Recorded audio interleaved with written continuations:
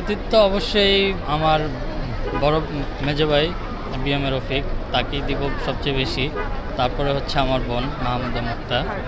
আসলে ছোটোবেলা থেকে আমার মা বাবা ছিল না, তো মা বাবা না থাকার পরে ওই অর্জনটা করতে পারার পিছনে সবচেয়ে মূল কারিগর ছিল আমার ভাই। তারপর আমার আপু, এরাই আমাকে অনুপ্রেরণা দিয়েছে, সর্বভাবে সাপোর্ট দিয়েছে যেন আমি এই অর্জনটা করতে পারি। আমার সন্তানের মতো হচ্ছে আমার এই ছোটো ভাই এবং ছোটো বোন।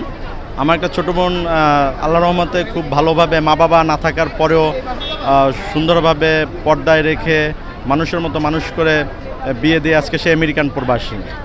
আমার এই ছোটো ভাইকে প্রথমে হাফিজি শেষ করে, হাফিজি থেকে আজকে বাংলা লাইনে ব্র্যাক ইউনিভার্সিটি থেকে বিবিএ অ্যাকাউন্টিং অ্যান্ড ফাইন্যান্সের উপরে, এমবিএ করলো অ্যাকাউন্টিং অ্যান্ড এইচআরএমের উপরে।